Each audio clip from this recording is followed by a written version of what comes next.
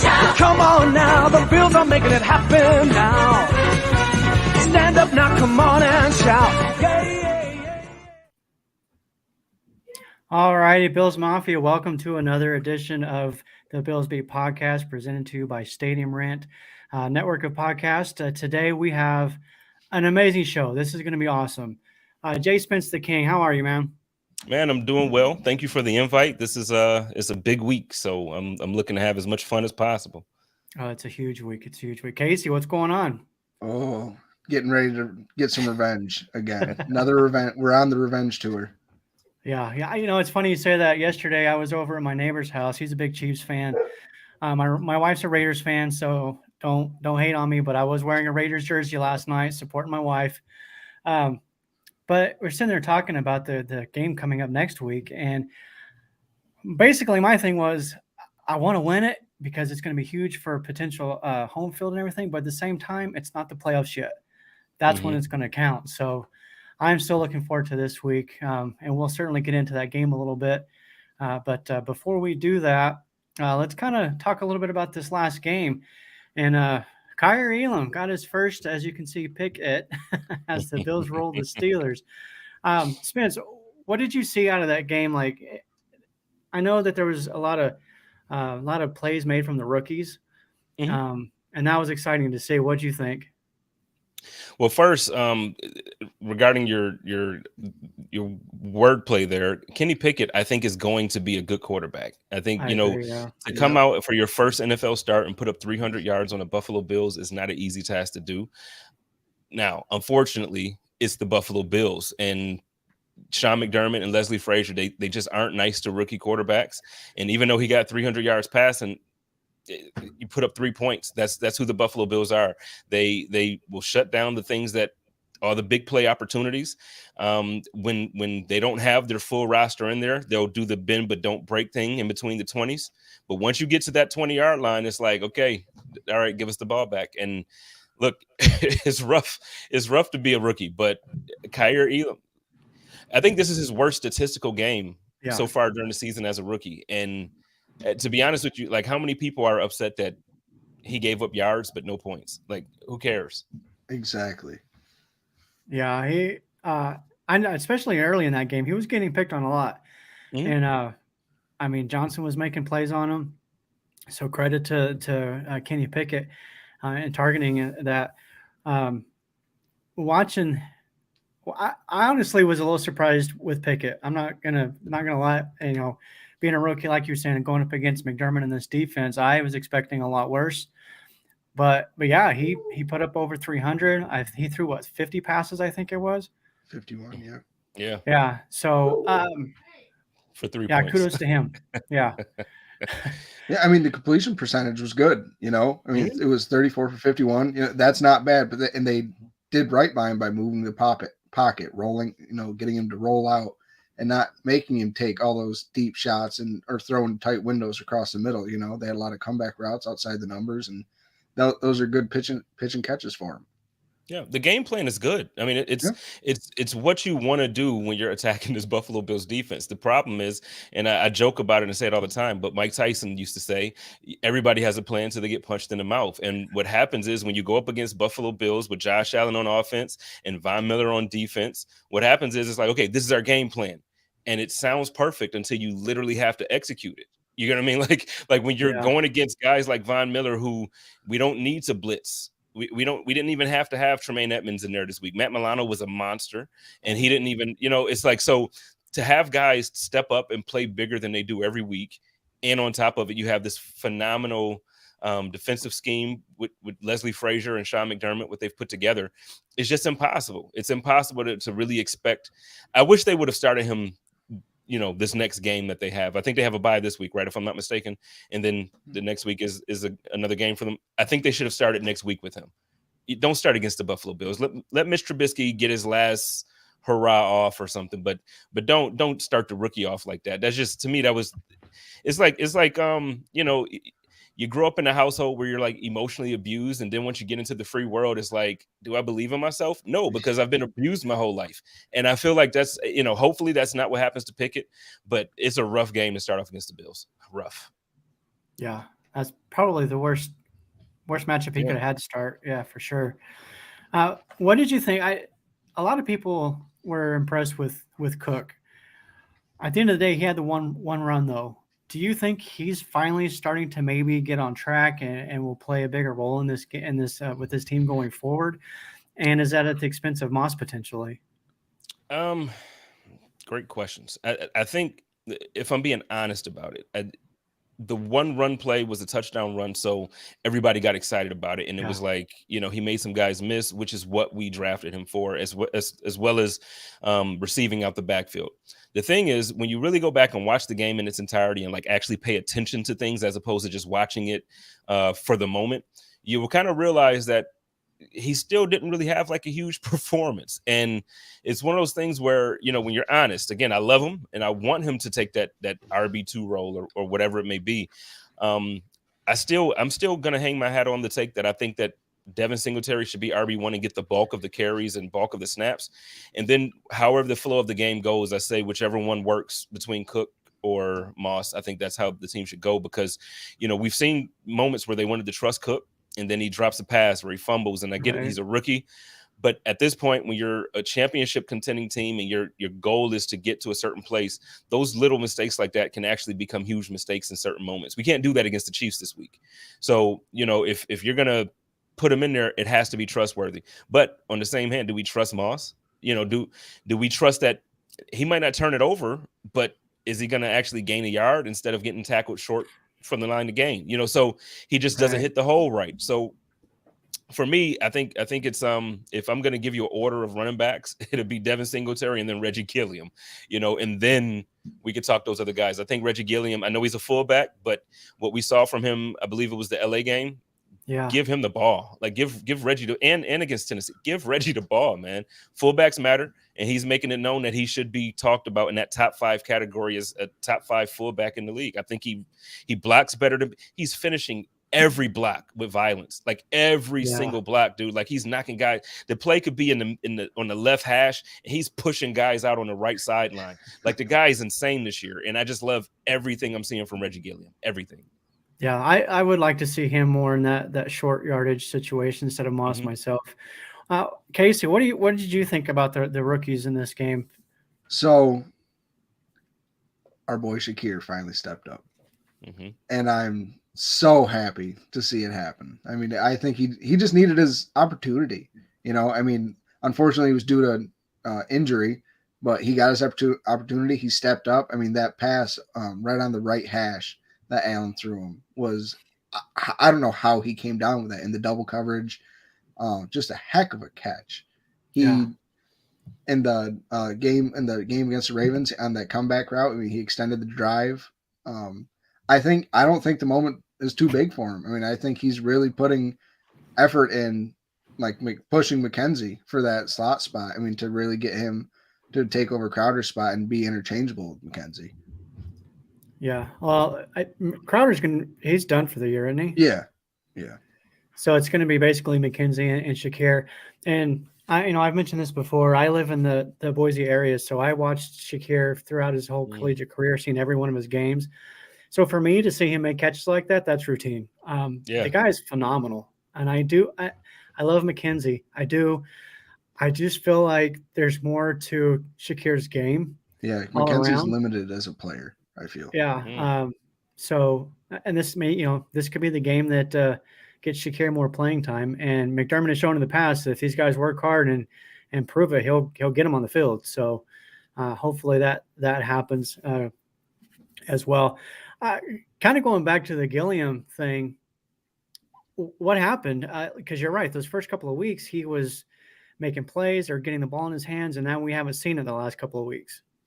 I just think it's been the flow of the game. I think, once you get into the game and you kind of watch, each game has its own different personality. And when you see just the flow of, for instance, the Baltimore game, we were behind a lot. So it was important for us to get the ball down the field and score some points quickly. So I don't think that they were looking to, you don't want a repeat of, I think it was last year where like they threw a bomb to him or something like that. You want to, when you use him, you're methodically going down the field. So I just think it just is because of that. But I do think we're going to see a lot more Reggie Gilliam. I don't think that, he has those 2 games early in the season and then he disappears. I know he was struggling at one point with an injury. I think it was like a hamstring, or I can't remember specifically. There's so many freaking injuries, but he has something going on. So, with that being said, again, when he's healthy and everybody's healthy, I think we haven't seen this offense at full strength. I don't think this entire team at full strength at all. So it's like when you think about that, and the fact that we have the largest point differential, it just doesn't make sense. But yeah, I think we're going to see a lot more Reggie Gilliam, and also to your point about Khalil Shakir, I agree with you. I think that he has more to bring to the table than McKenzie. I think the thing is, though, the team trusts McKenzie. And Khair Elam is good. I mean, I keep saying Khair. I think it's because you got Khair Pickett down the screen still. But I like Shakir. He's trust. Thank you, because I'm reading as I'm.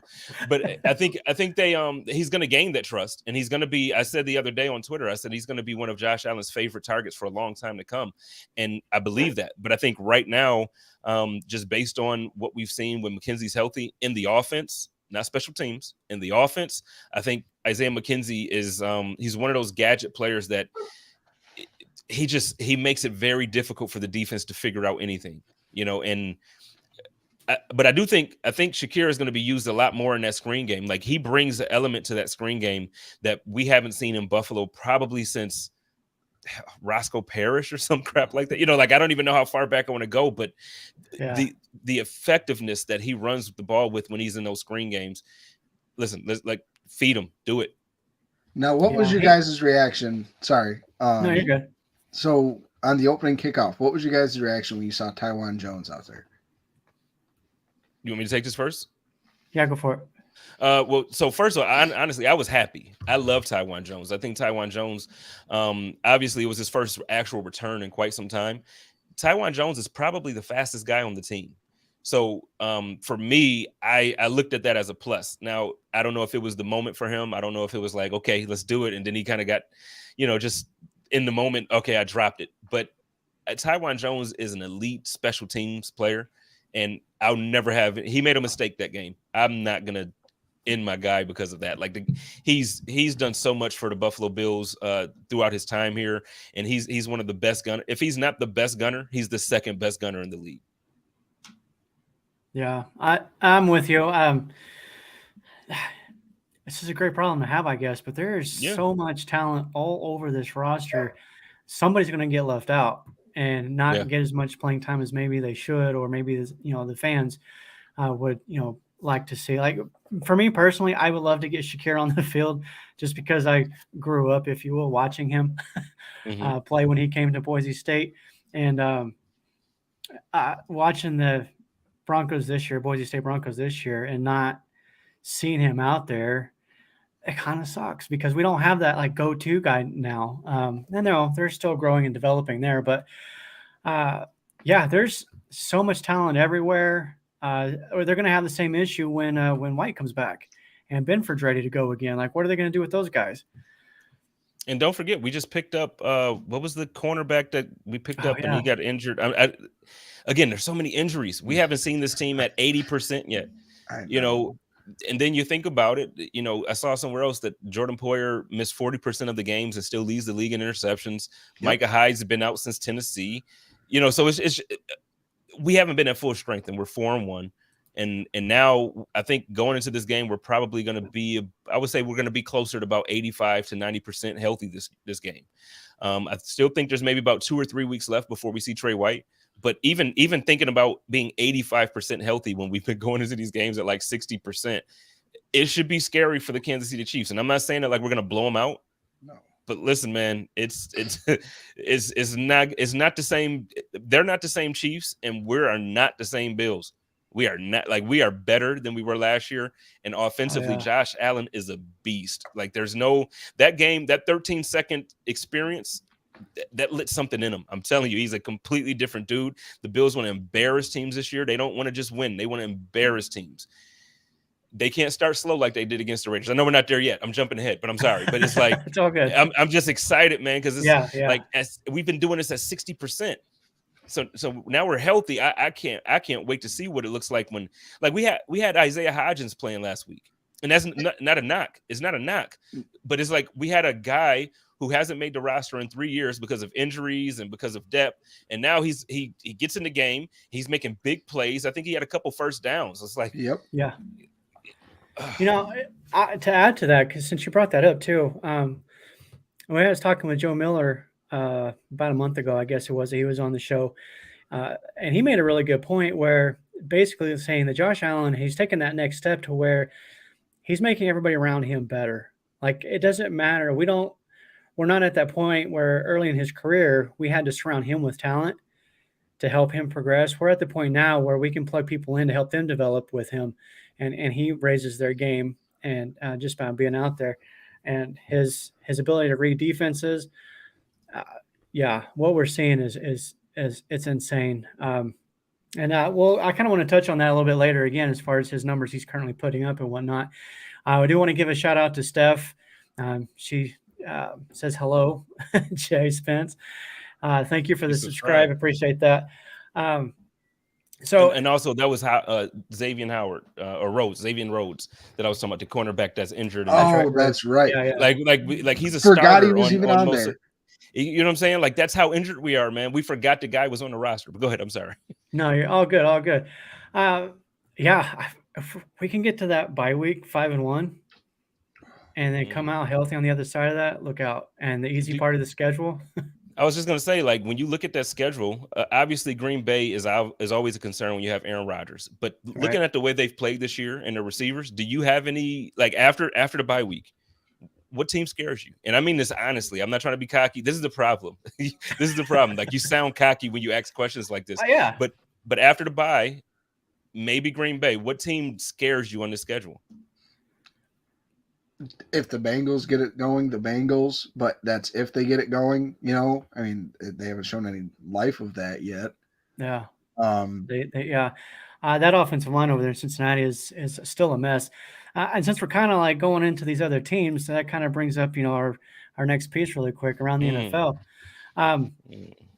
The Giants, like Casey was saying pre-show, like the Giants have kind of become like our babies, our little brother. The Giants are little brother. As far as Bill's Mafia goes. It's cool to see. I'm rooting for him. I'm excited.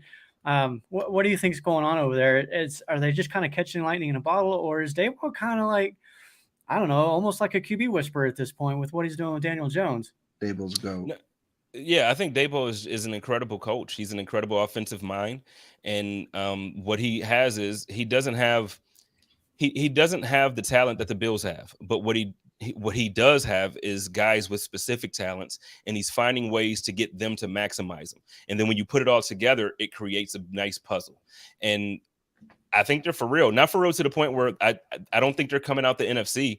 They absolutely will contend with the Cowboys for that division, though. And the thing is, if you're asking me honestly, I don't think the Eagles are as serious as they are, so 5-0. And I don't think the Cowboys are as serious as they are. So those three teams at the top of that division, I think it's going to be fun to watch going down the rest of the year. It's going to be one of those things where it's like Brian Daboll, first year head coach. It's going to sound like that Sean McDermott story.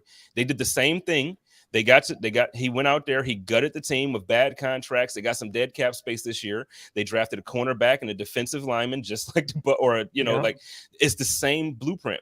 And now, okay, we got our quarterback. If he doesn't work, we had Tyrod. If it doesn't work, then we're looking to draft next year for our Josh Allen. He's doing exactly. So for me, just seeing what he's been a part of and seeing what he's done, there's no way I'm going to bet against my man Dave's. You know what I mean? That's my man. I love Brian. I love Brian. Yeah. I mean, there's a reason why he brought so many like ex-Bills players over there with him,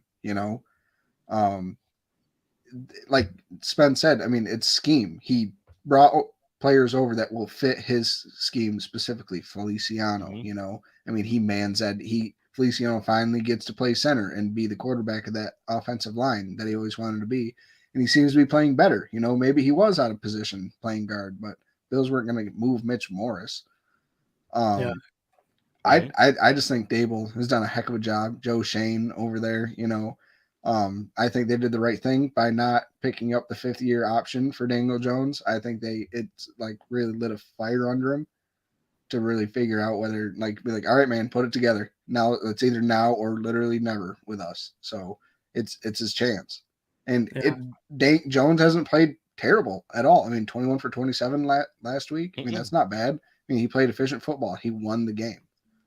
And you know what? When's the last time you've seen Saquon Barkley look like Saquon Barkley? Rookie Saquon Been Barkley. A few years. You know, and people can ignore it and think that it's just about his offseason workouts or whatever they want to blame it on.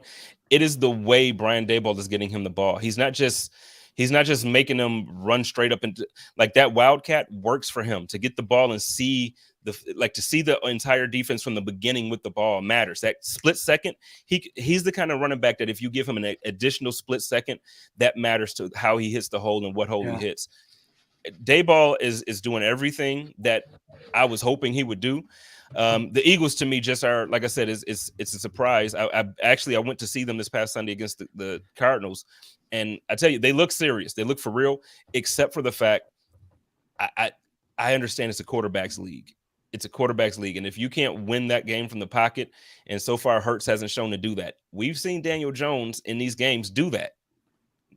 I'm not saying he's not Josh Allen. He's not out there throwing for 400 or 360 in the first half and 4 touchdowns. That's not who he is, but he's not losing the games and he's keeping these guys in it and he's allowing the team to get in a position to give Saquon Barkley the ball with the game on the line. And that's all. If you're a Giants fan, if you get that every week, if you are in the game in the last few minutes of the game and you have Saquon Barkley, you feel pretty damn good about your chances. Heck yeah. Yeah. It's interesting what your take on Hurts and the Eagles as a whole. Admittingly, I haven't seen a whole lot of their games other than, the highlights. I know the knock on him is similar to what we hear about Lamar Jackson. Can't win from the pocket kind of conversations, but I'm starting to see a lot more of the Bills-Eagles Super Bowl hype popping up here lately as well. And I don't know who's coming out of the NFC. I really don't. Would anybody be surprised if the Bucs did? I wouldn't. Not one bit. I wouldn't be surprised, but I just got a text, and Sarah's watching. Shout out to Sarah. She said the Vikings, and we do play the Vikings. They're 4-1 currently. Yes. They look really good. I'll give her that. I think with the way Green Bay's playing, they could absolutely win that division. And if they keep going at the route that they're going, I mean, who's to say they can't get that 1 or 2 seed? And if they get that 1 or 2 seed in the NFC, look out. The 49ers can obviously always put it together because they made it to the Super Bowl with Jimmy G. They made it to the NFC Championship with Jimmy G. So now you have him back. It's not like honestly, I think they're in a better position right now than if they let Trey Lance. I know the injuries, but I mean, I think Jimmy G is just I just think he's a better fit for right now. I still think Trey needs to learn a little bit. I know snaps are the thing. You got to get that experience, but no, man, I'm gonna ride with the Giants because of Daboll. Like I'm just gonna ride with them. I like it. All right, I'm okay with that. Yeah. Have a Super Bowl 25 rematch. And let's make it right this time. Yeah. That's awesome. So the AFC, just really quick. Well, I'll just we'll bring up the AFC East as well. The AFC, I kind of feel like we overrated the AFC, or is it more of everybody's beating up on each other? So the whole parody phrase. Is that what's going on, or do we legitimately maybe overrate some of these teams like the Bengals or what am I thinking of? The Raiders, Broncos for sure. Mm-hmm. I definitely overrated the Broncos and the Raiders. I will tell you, since probably May, I've been saying that the Bengals are not making the playoffs. They are not making the playoffs. They are not a good team. They have a decent defense. They have a good defense. I won't call them decent. They have a good defense. They are not making the playoffs. And I'll tell you why. First, look at last year. If Lamar Jackson did not get injured, guess who wins that division? Baltimore. Okay, so Lamar got injured, and all of a sudden they sneak into the playoffs with a 9-7 or 9-8 record or something. Like they weren't like a dominating team. Throughout the playoffs, they scored 4 offensive touchdowns. Like, let's think about that. Like, Josh Allen scored that in 2 minutes. Like, maybe not. I think he threw 3, but you get my point. Like, it's close enough. If if the Buffalo Bills didn't lose that game against Kansas City and we had to play the Bengals in Western New York, I guarantee you the Buffalo Bills would have went to the Super Bowl. Now it's a whole lot of woulda, couldas, so I sound like a bitter, X or something. So I don't want to go too far with that. But the point that I'm making is they weren't a dominating team in the playoffs. And now you look at this season and everybody's like, oh, the defending AFC champions, the Bengals are, and now to be honest with you, I hate the Jets. I mean, I hate the Dolphins. It took Tua getting knocked back out of that game for them to win. That game was super close, and I promise you, the Miami Dolphins were going to win that game, man. Like, the Bengals are not good. They're just they're not good. But to speak of the Jets being second in the division here, do you think it sticks? No, I don't. I think when Tua comes back, Miami rises back to that second place. But again, I still think Miami's a little overrated. I think, they have a scary offense. Anytime you have Tyreek Hill and Jalen Waddle, you're gonna move the ball anytime. However, they aren't, like Tua's not that guy he's not dropping dimes. These guys are winning with their speed. And again, if the Buffalo Bills, I'm not mad at Jaquan Johnson or DeMar Hamlin or whoever, but if Jordan Poyer played in Miami, we win that game, even with half the team going out from heat exhaustion or whatever it is, dehydration. We win that game if Jordan Poyer plays. Like, just one player, we win that game. That third long he stops that play. Model was picked by Poyer 100%. Yep. So I just think the AFC East, it's the Bills and then it's everybody else, and it's weird to see it that the Jets are in second place, and I got friends from New York that are like living it like this is their dream. They've been in the basement for so long, and I'm like, congrats, let's get you guys a banner. This is cool. Right? Yeah, there you go. Like the Miami Dolphins AFC East Championship banner from this year that they've already claimed for 1 week. Yeah, I was gonna say lasted 3 weeks, but that was fun. At the beginning of the season, Case and I were kind of going through the AFC East, and we listed out our final standings predictions. I had the Jets at the bottom. Casey, I think you did too as well, didn't you? Yeah, I think we both had Bills, Dolphins, Patriots. Yeah, we're pretty much the same. Do you guys think that's any different now? Like, are the Patriots are they gonna stay where they're at in the basement? I think it depends on when Mac comes back. Because to be honest, I think Mac Jones might, I know Miami has the juice right now with all the weapons and stuff that they added. I don't think the Patriots, look, they almost beat the Packers with Bailey's or Zap Bailey or whatever his name is.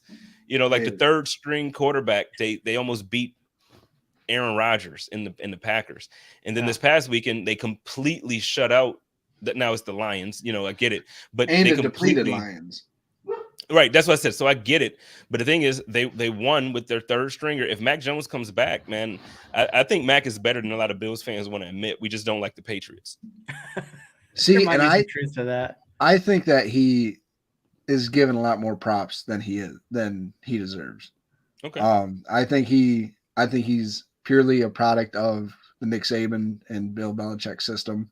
I mean, I watched him in college. He didn't do anything spectacular. I mean, a lot of college quarterbacks you can kind of plug and play them, all depending on scheme. But what gets them to the NFL is the mechanics and being able to read the defense and clue through it that way, and natural ability and work ethic.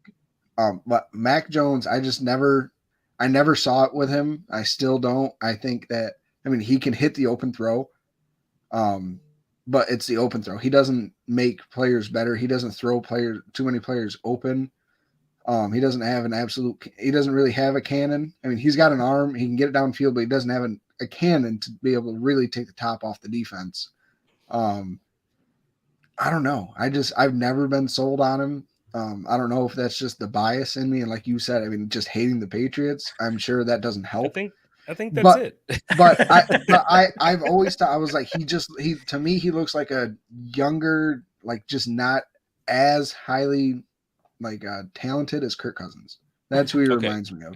And that's fair. Now that's fair. But the thing about that, let me ask you is, you say he doesn't make players better.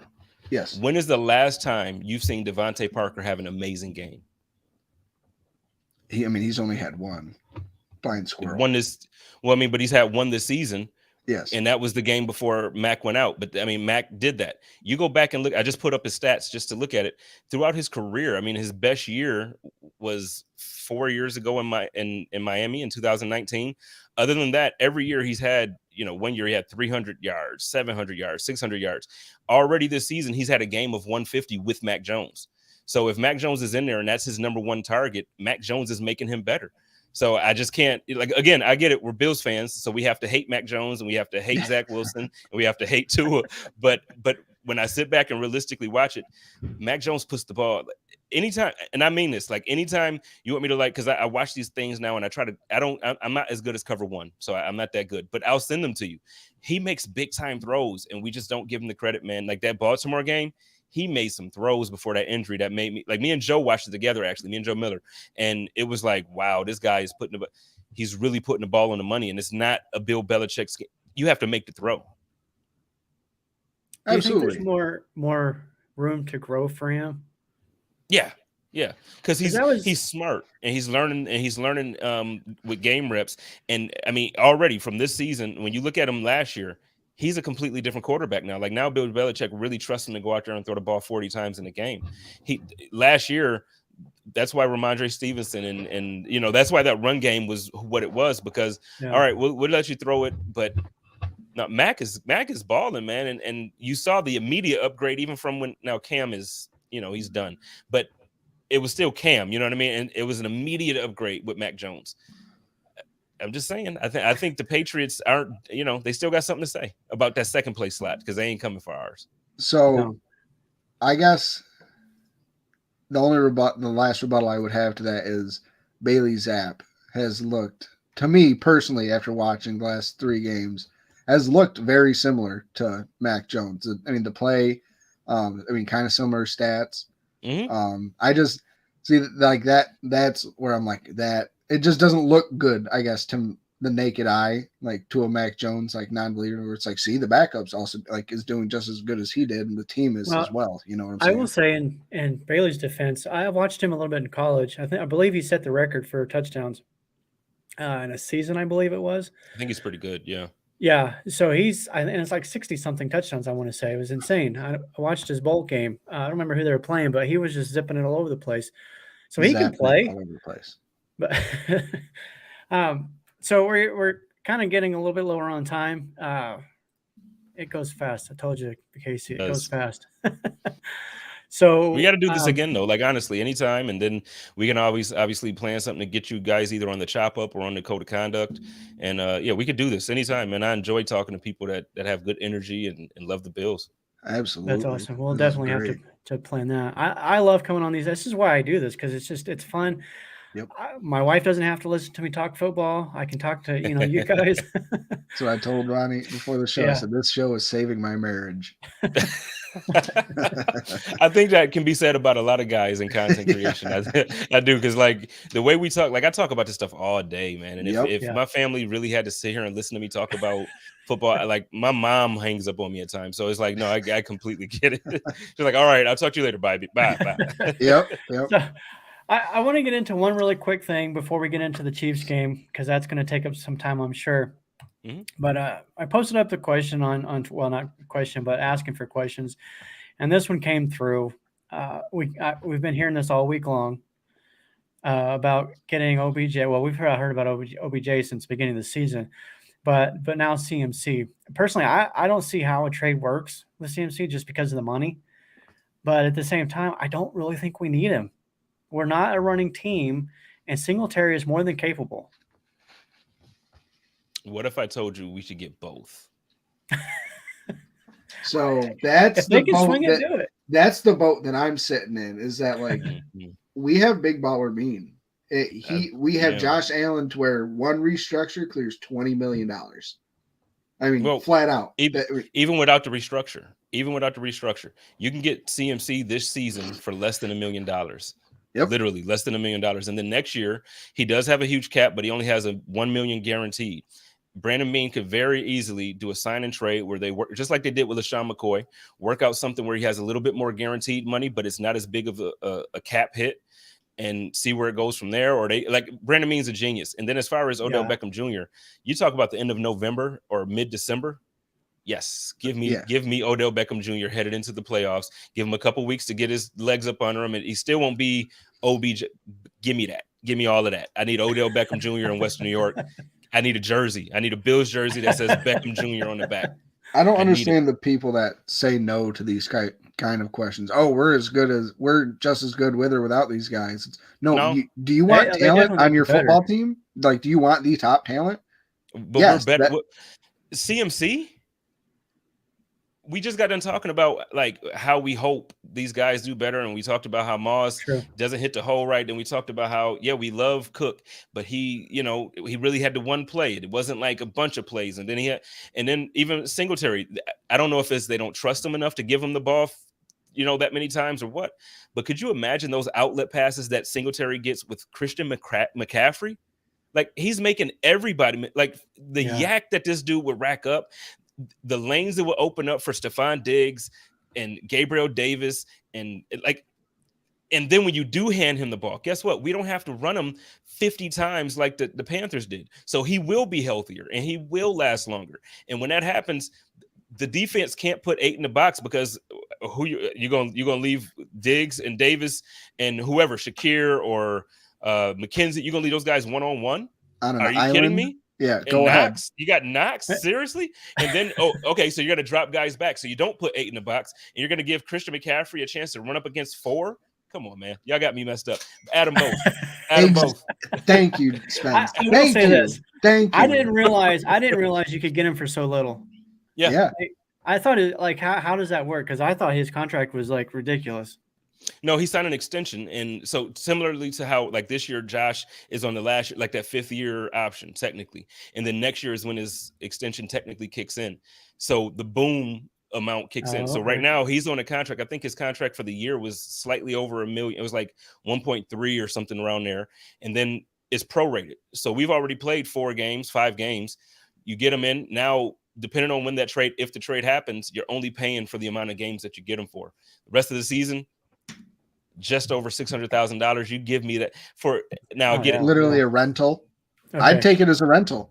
And you know what? A 2nd round pick. I know that's a high price. I get it's a high price. Brandon Beane typically does well. He has a couple misses. Cody Ford is no longer on his team. We have to be honest about it. He has a couple of misses, but Benjamin. I don't care how good he does. You had to say his name, man. You had Kelvin. The Waffle House. Had to do it, man.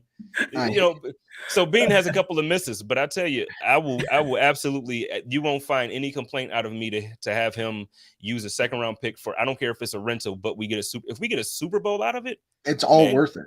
Yeah, give them a 2nd and a 3rd. Now, don't go that far, really, Brandon.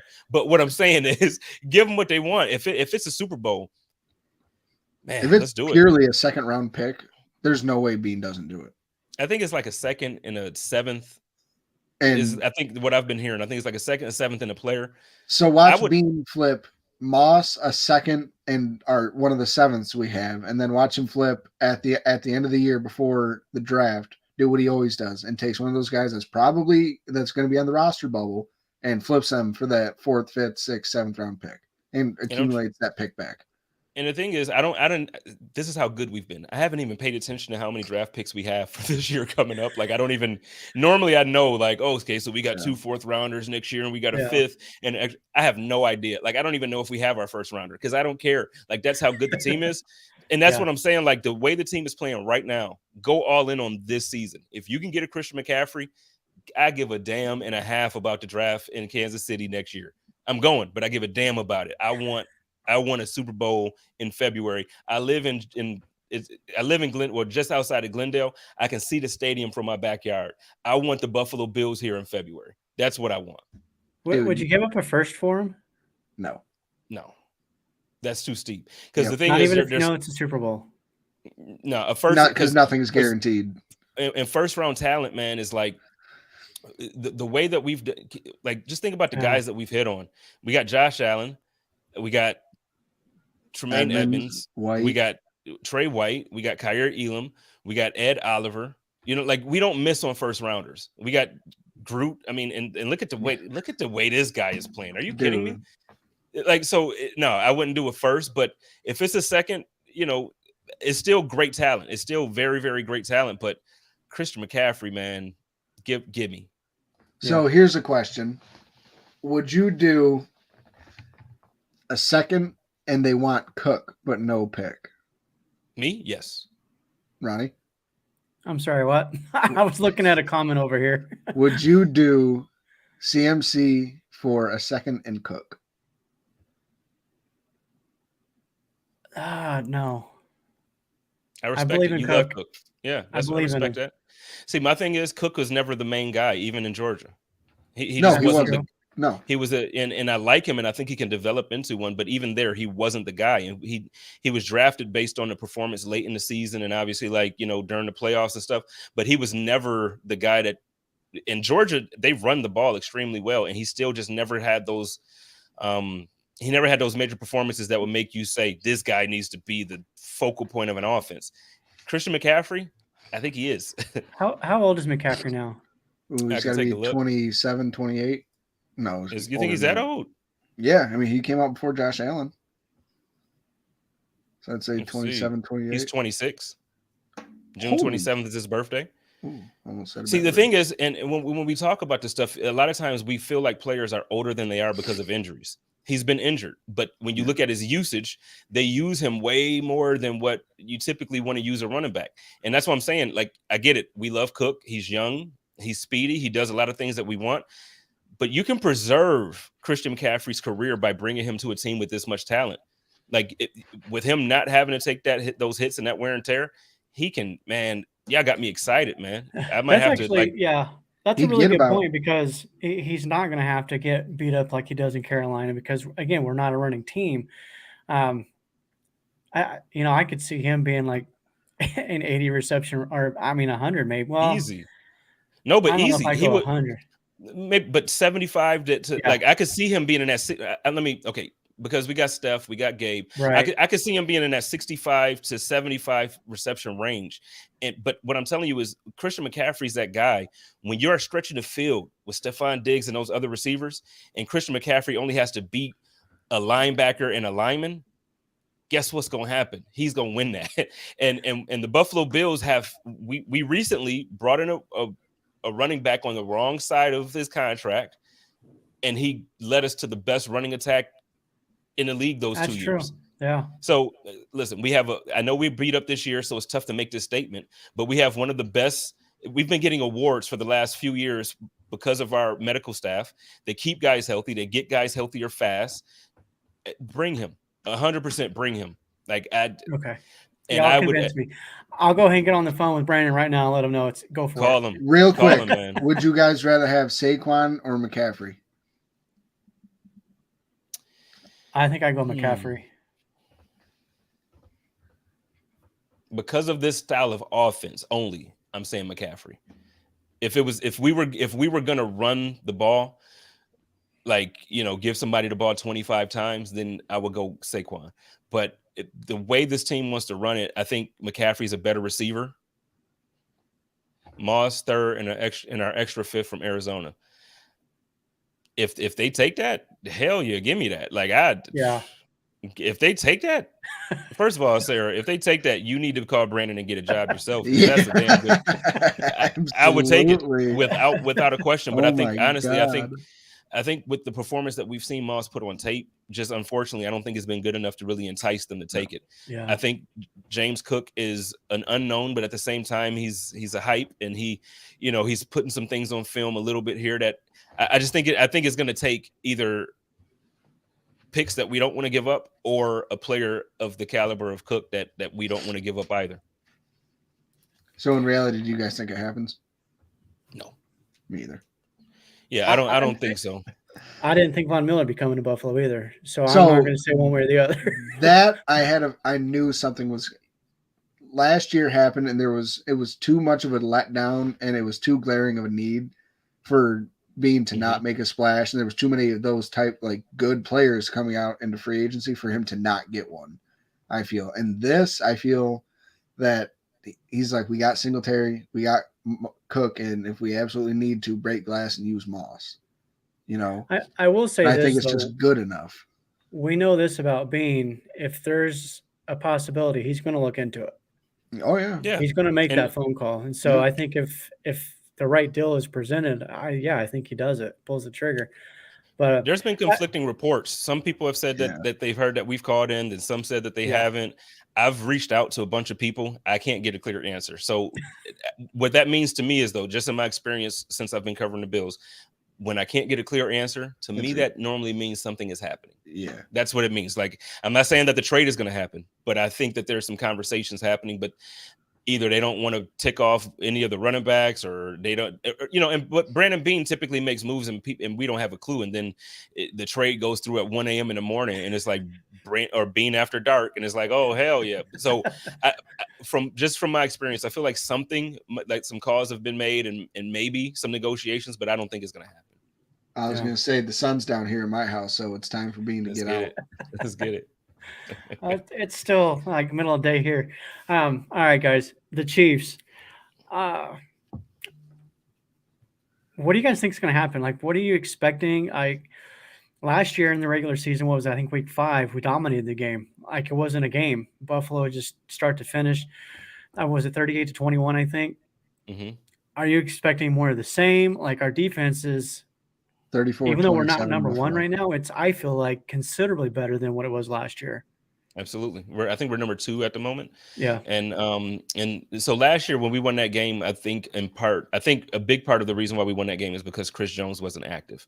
I give credit to the Bills. They did a great job. Obviously, we won the game and we looked great, but they weren't getting pressure on Josh. And the Chiefs always get pressure on Josh. But like I said earlier, we aren't the same Bills and they aren't the same Chiefs.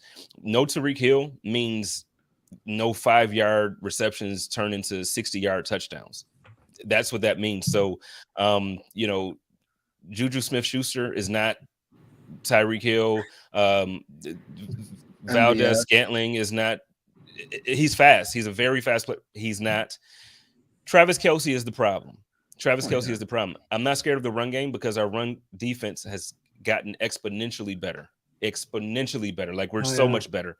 And then, so if I'm honest with you, I kind of think it's going to be one of those things where the Chiefs have to play the ball control game, and even with them at home, which sounds crazy to say, but I think if they start off slow, or if they can't control the ball, if they have any situations where it's 3 and out, or they, maybe get a first down and then have to punt, you don't want to put the ball in these guys' hands with this energy going into this week. I'm just telling, and we're healthier.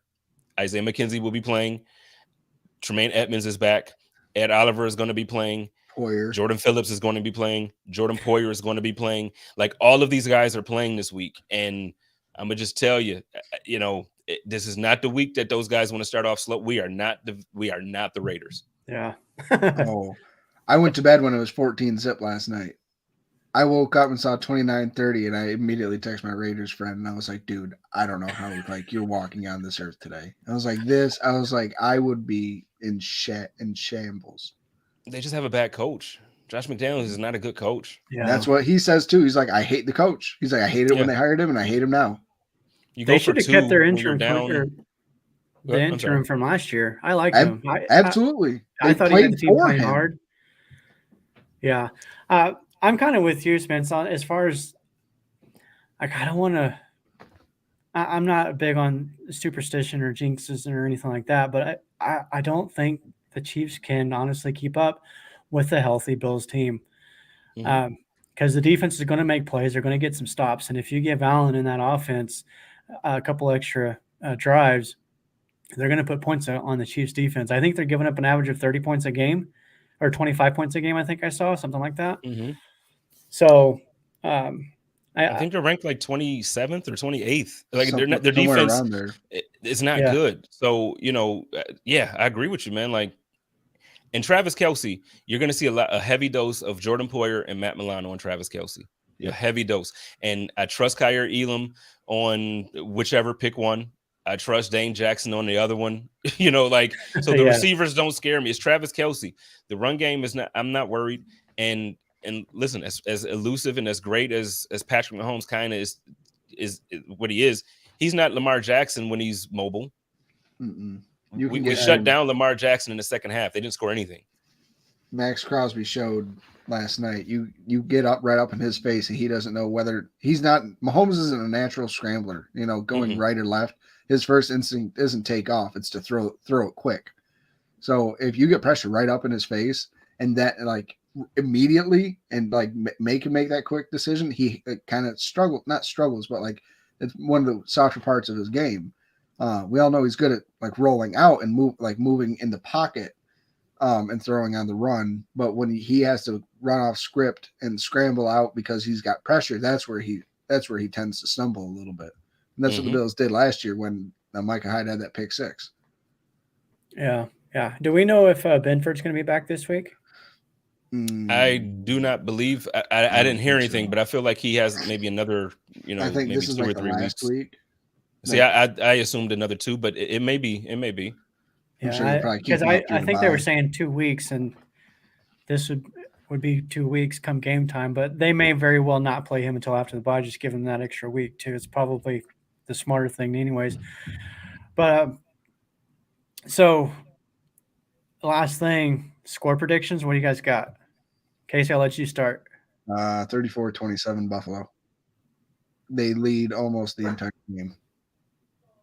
Wire to wire. I'm having a tough time because realistically, what I want to say won't be received well by people outside of Buffalo. And I don't want to sound like a homer because I'm not being a homer. But when I watch what you just said, we are a very good defense. Their defense is not good against the pass. Josh Allen is currently the best passer in the league. He's leading the league in passing yards. That's not a fake stat that I made up. I'm not or cherry picking stats. He's the best in the league right now. Stephon Diggs is the 3rd best wide receiver in the league right now, and he's leading the league in touchdown receptions.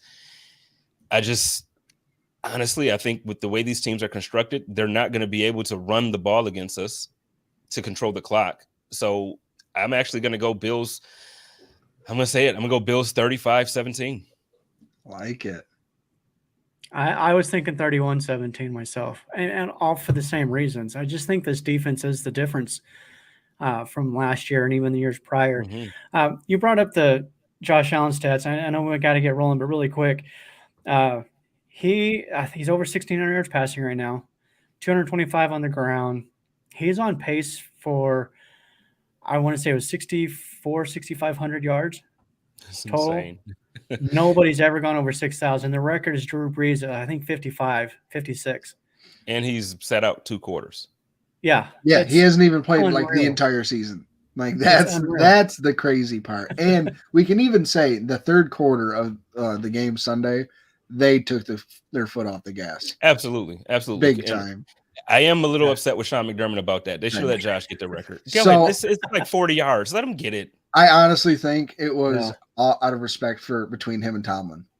Damn that! Dude, I agree. But that's the only reason. That's the only reason I can think is why he did it. It was to not rub it in Tomlin's face. Because I love Tomlin. I love him. He's one of my favorite coaches. But no, man, let Josh get those records, man. Let him eat. Yeah. I've been preaching all season that we have the best quarterback in the league. Are there better pure throwers? Yes. Are there better runners? Yes. But is there anybody that combines all of that into one? No, there's not. And I debate you on that, man. I mean, runner, obviously Lamar Jackson is the best runner of the football from the quarterback position.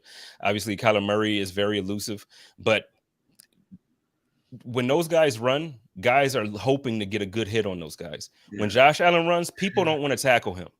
So, it's just different, man. They're going to be a highlight reel in a minute. Yeah. And now you're talking about passing the ball. Yeah, Justin Herbert, I think I love watching him throw the ball. Obviously, Aaron Rodgers, when he's looking better than so far this season, Aaron Rodgers, I think he throws the prettiest, but who's throwing it better than Josh this year? This last game, he had a 60+ touchdown, a 90+ touchdown. I don't know, man. I literally would debate anybody till I'm blue in the face this year about Josh Allen. I I don't see fault in his game. He has No. 4 interceptions. One of them I blame on Isaiah McKenzie. It literally went through his hands. Yeah. One of them I blame on Dawson Knox. So to me, Josh has 15 or 14 touchdowns and 2 interceptions. That's how I'm looking at this season. Yep, absolutely. He's the best quarterback in the league by far. Yep. Yeah, it's crazy. And Bills fans, enjoy this. Don't be afraid of the success. Embrace it, man. Yeah. All right, guys, we got to get out of here. JSpence the King, appreciate you. Love you, man. Casey, Thank you, man. Thank you. We'll chat later. And really quick, JSpence, where can people find your stuff at? What you got going on?